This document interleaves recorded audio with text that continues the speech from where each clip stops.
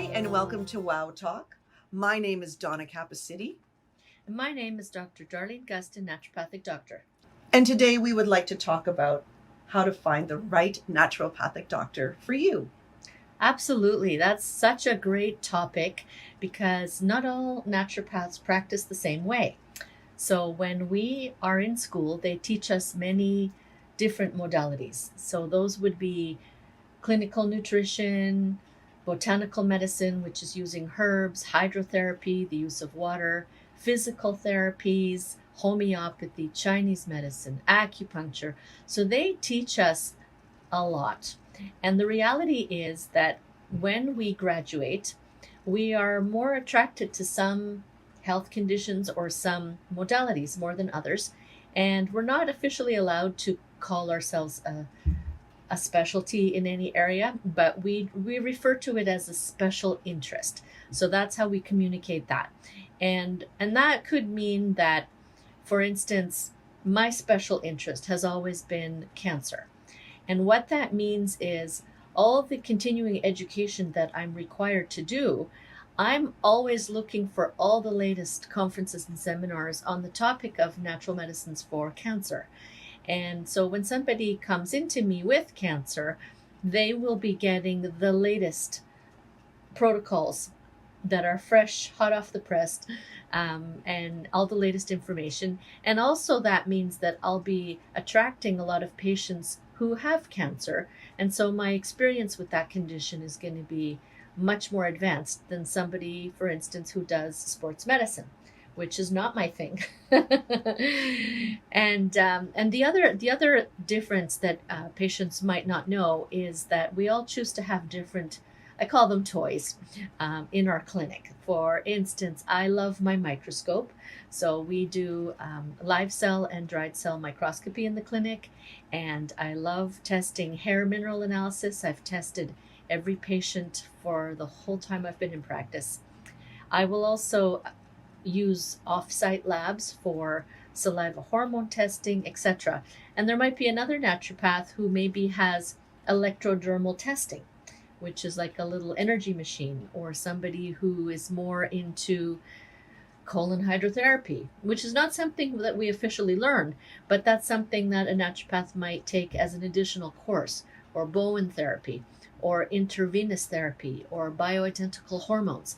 So you want to really read the biography of the naturopath and pick a person who is working on your condition. Now, that doesn't mean that anybody couldn't see any naturopath. So I certainly have lots of patients who are not cancer patients, including newborns and people with heart disease and allergies and asthma.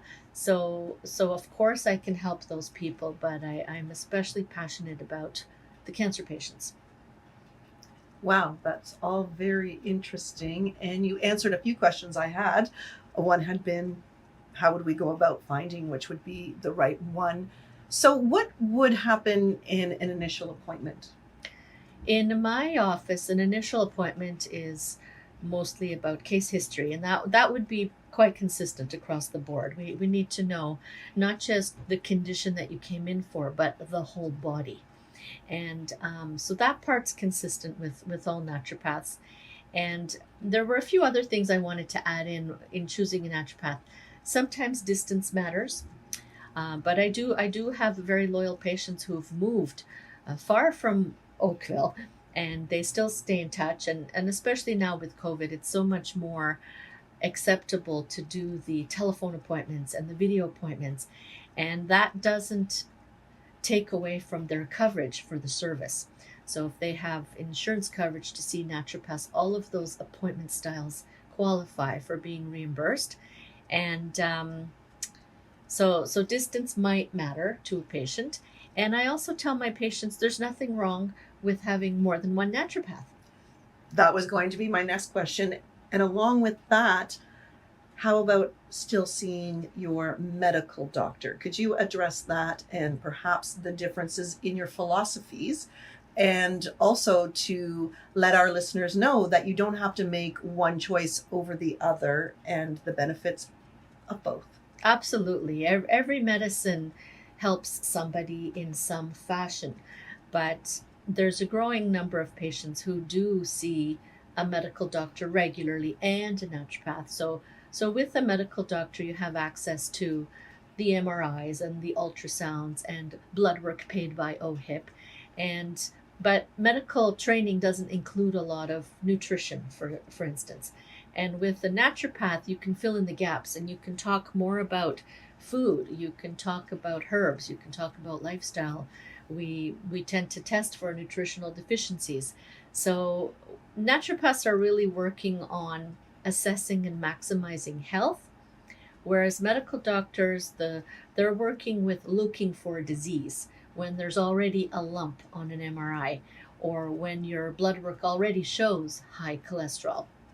Whereas a naturopath might find your liver is congested, and that would be something that we call dysfunction, that we see things are not working in the optimal way chemically. Maybe you have some symptoms, but the medical doctor doesn't see it yet.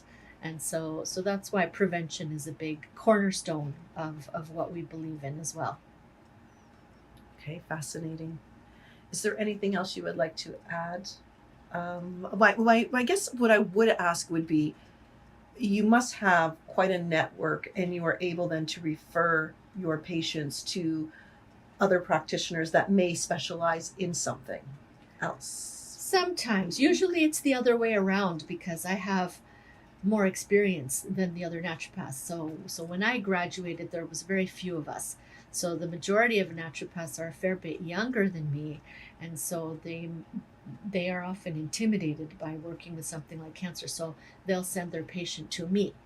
But sometimes when I have a cancer patient, I, for instance, have chosen not to take the intravenous course because I spent a whole career finding a way to help a patient without being allowed to do that.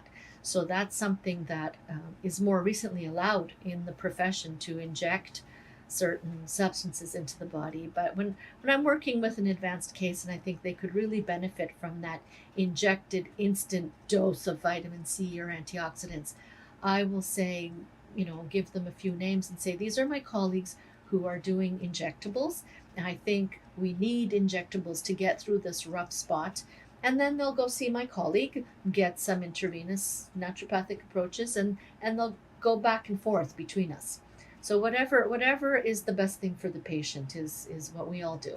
So I guess the best thing to do would be to go onto your computer, your phone, just do a search, put in. No, actually, okay, no. Good. There. This is it. How do we find that doctor? Yeah. So for instance, sometimes people will want to know how long you've been in practice. So of course, in any profession, experience matters, right?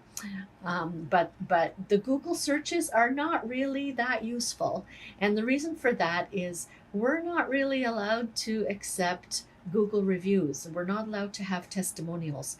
So that's considered something that is unethical.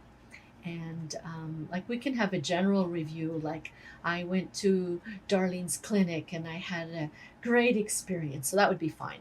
But you could not say, I had breast cancer 15 years ago and I've felt perfect ever since then, and she gave me zinc and cleaned my liver.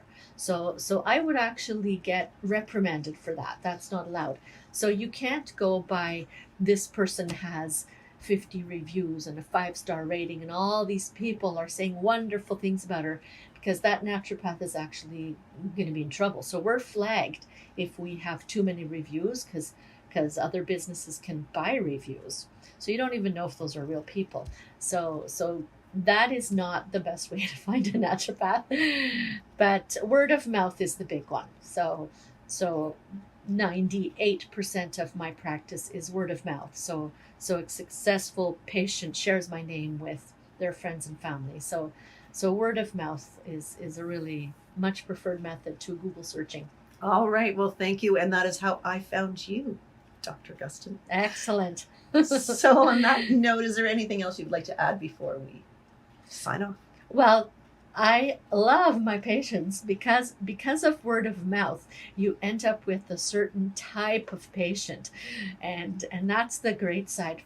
from the other side of the table, that's really puts a lot of joy into the workday, because it's like, every hour a new friend came to visit.